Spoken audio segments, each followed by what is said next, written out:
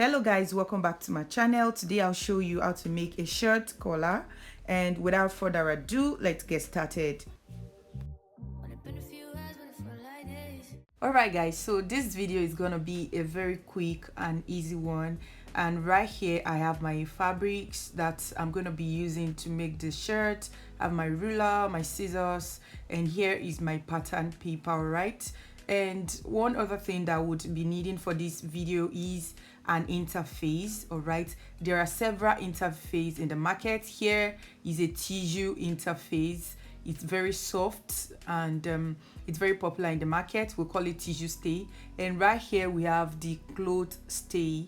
All right, this is what they call air stay sometimes in the markets. All right, then here this tissue stay is very light. As I said earlier, you can see it's not that strong, but it's actually an interface. And the one I'm holding over there is the cotton stay. Right here is a cotton stay. So we have air stay, tissue stay, and here is a cotton stay. All right, so a lot of people use different types of stay for their shirt collar. Some even go as far as using a very hard stay like this one.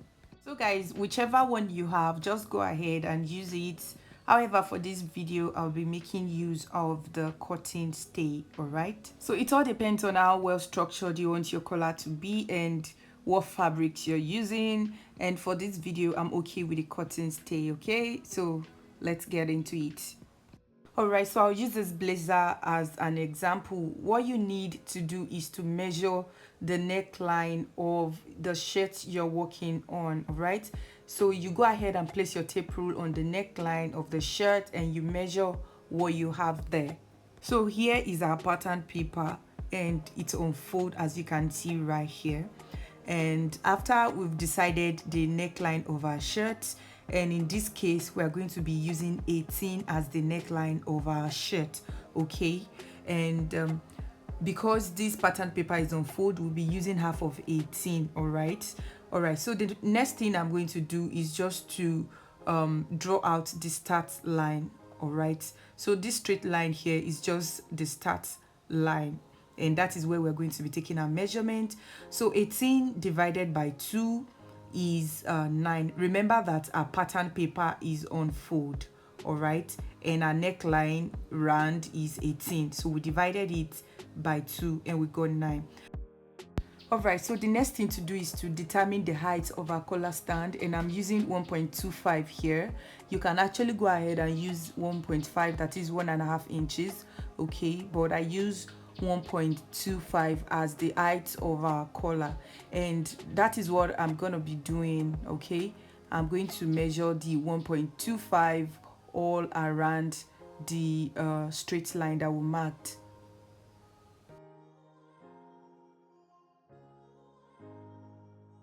So here guys, I'm just going to go ahead and highlight the collar stand with my marker, and we are going to come to this end and we are going to mark ½ inch to create a kind of curve around our collar stand. Okay, so from that ½ inch I'm just going to create a kind of curve. Just watch what I'm doing right here. It's very simple. So you just go ahead and create a kind of curve around it, because if you check the normal collar, it's not straight at that end. Okay, there's always this curvy part of the collar stand. All right, and that is what we are trying to create right here. So this is what the final look of the collar stand will be looking like, and the next thing we are going to create is the collar itself. So right here I'm just going to go ahead and place my tape rule at the edge here, and I'm going to be marking 1 inch to create our collar. You can go ahead and mark 1.5 or 1 inch. So we are using 1 inch for this collar, and on that 1 inch that we mark, I will place my tape rule on it and mark 2.5 inches for the collar height. Okay, and I'll get my ruler and connect the dots together. All right, so the height of the collar itself is 2.5 inches. Okay, and we are going to come to the folded part here, and what we are going to do is to mark the same the same measurement we have for the collar stand, we're going to mark it right here, and that measurement is 1.25. all right, so I'm just indicating 1.25 at the folded edge there. So here is what we did. We came in by 1 inch from the collar stand, and we created our collar height of 2.5 inches, and on the folded part we marked 1.2.5. okay, and the next thing we're going to do is to place our tape rule on this line, and we're going to mark half an inch outward. Okay, what we want to create is a slant. Okay, and what we'll do is to connect that point to the collar stand. Okay, so just like this, we're just going to connect it to give us a kind of slant shape, a slant line. Okay, so after we've gotten the parallel line, I'll just go ahead and create use a marker to highlight the lines outwards. Okay, see what we have there, and this is the first straight line we drew. All right, so this is what that is looking like, and the next thing to do, right guys, is just to connect that point to this point to create a collar itself. So you can use your free hand or just place your pattern master or your curve ruler on the lines. Okay, so I'm just placing the pattern master on it, and I'll just trace out the shape. All right, so here is what our collar is looking like at this moment. So that's our collar stand, and here is our collar.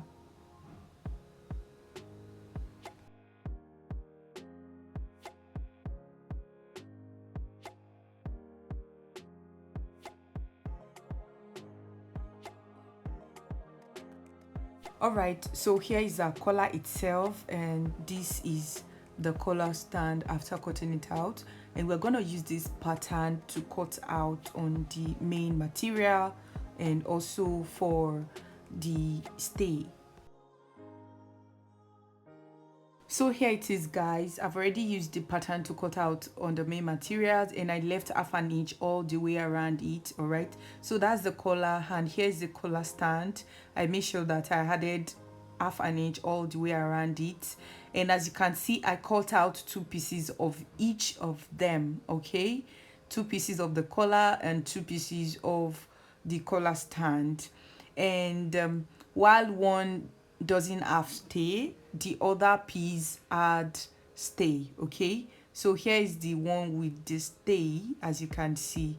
So I went ahead to cut out the stay the same size with the paper itself. Okay, so the stay would be cut out using the pattern paper itself, meaning that the stay will be shorter by half an inch than the main material, just like we have it here. All right guys, so the next thing we're going to do is to place the collar itself right side facing right side. So we are going to stitch the side, the top, and the other side. All right guys, so here I've already stitched the collar, and what I will do is to notch the top area like so that it relaxes well. All right, and right now I will just turn it inside out.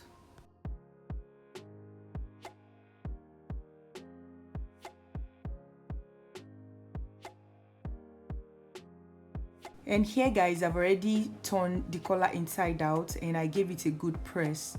And the next thing we are going to do is to stitch it together with the collar stand. But first of all, we are going to notch the collar at the center. So I'll just place it together like so, and I'll notch it at the center. And I'll do the same thing to the collar stand also. I will notch it to know where the center is. All right.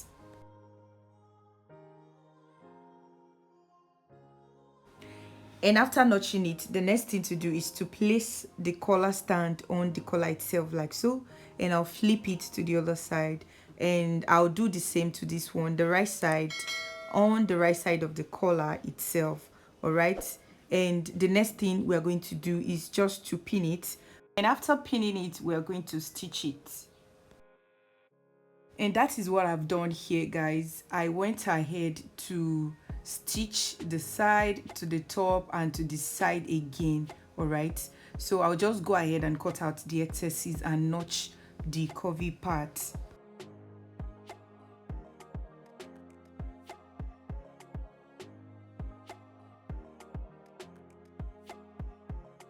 So here I'm just going to flip it to the right side and give it a good press.